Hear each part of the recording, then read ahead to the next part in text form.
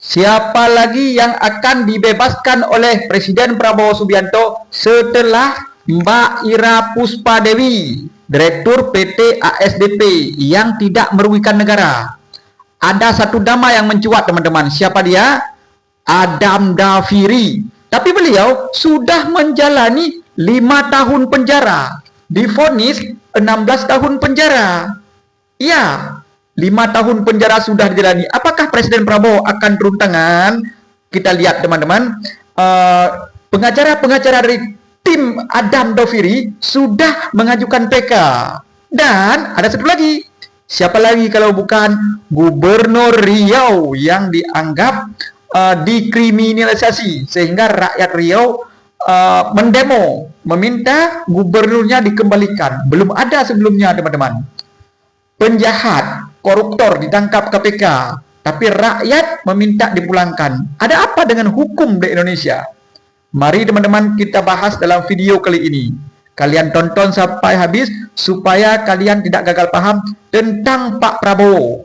Ini tentang Pak Prabowo, ya kan? Yang sangat bijaksana dalam menangani masalah hukum. Dia presiden loh. Oke, kita mulai dengan Bismillahirrahmanirrahim. Alhamdulillah. Allahumma salli ala Muhammad.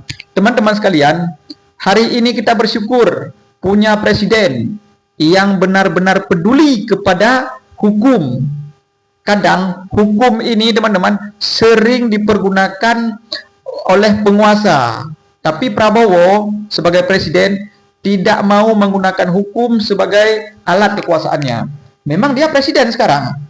Presiden Indonesia yang ke-8, tapi sudah 3 orang dari Tom Lembong, ada satu lagi dari PDIP, tapi yang mencuat itu kan masalah Tom Lembong. Tidak ada niat, kok divonis? Setelah divonis dibebaskan dengan abolisi. Dan baru-baru ini ada Mbak Ira Puspadewi. Kenapa dibebaskan? Inilah, teman-teman, fungsi rakyat menggunakan HP, viralkan. Jika kasus-kasus yang bermasalah seakan-akan gini, seperti yang terjadi pada Tom Lembong, ya kan? Jadi rakyat mengviralkan.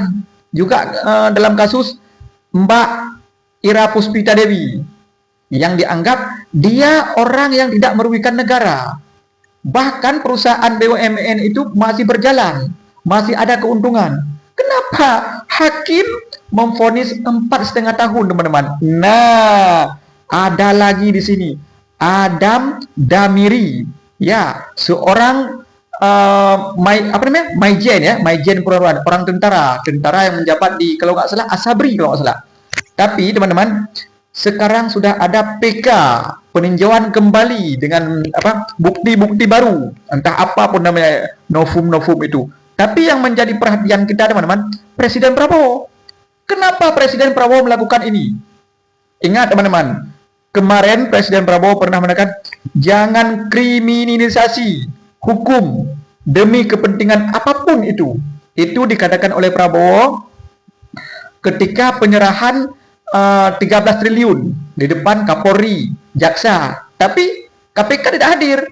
Makanya KPK sekarang harus benar-benar disorot. Seperti yang terjadi pada Gubernur Riau.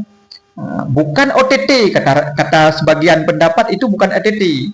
Tapi KPK nggak mau tahu, langsung turun bawa ke Jakarta. Dan di situ kita lihat rakyat turun ke jalan meminta gubernurnya yang dianggap baik, pro kepada rakyat, dikembalikan. Nah, teman-teman, ada Adam Damiri dalam kasus Asabri 16 tahun. Kerugian 22, tapi setelah diteliti kembali nggak ada itu.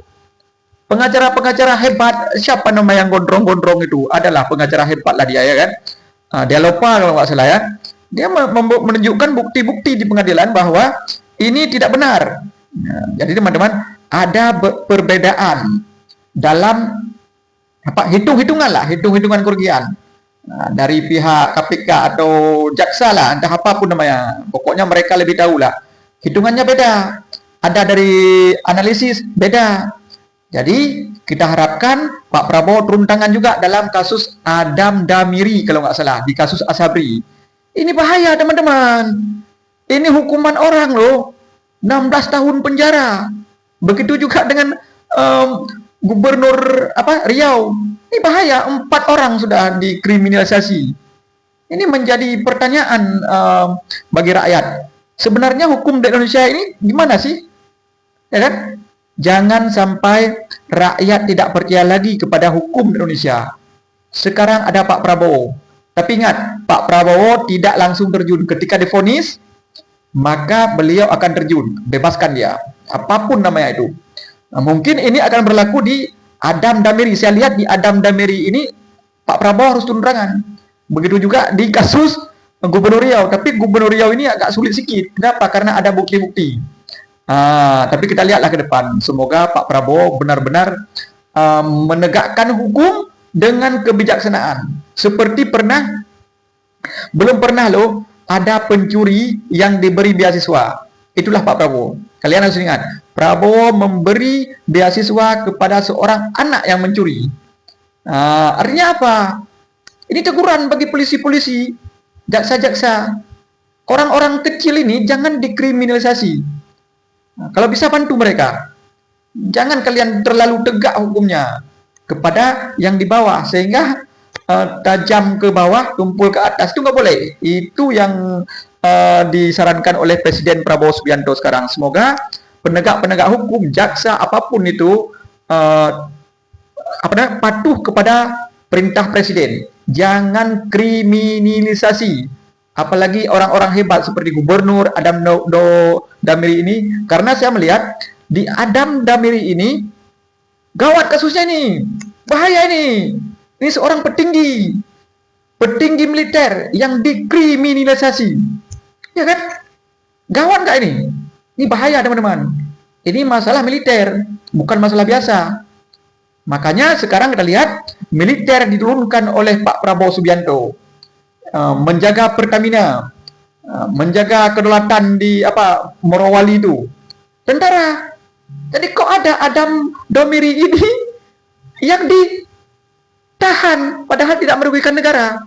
Ini lucu teman-teman. Semoga Pak Prabowo harus turun tangan dalam kasus Adam Damiri. Ini kalian share ke Pak Prabowo. Ini bahaya bagi militer-militer yang lain. Ketika para militer, elit militer ini dimasukkan ke penjara. Kalau salah, silakanlah. Kalau salah, silakan. Ini mungkin hakim akan lebih bijak dalam menangani kasus-kasus yang tidak merugikan negara. Ya kan? Jangan sampai Pak Prabowo turun tangan, malulah. Ya kan? Oke teman-teman, dalam video kali ini cukup di sini. Kalian subscribe video ini supaya tidak gagal paham. Kita akhiri. Wassalamualaikum warahmatullahi wabarakatuh.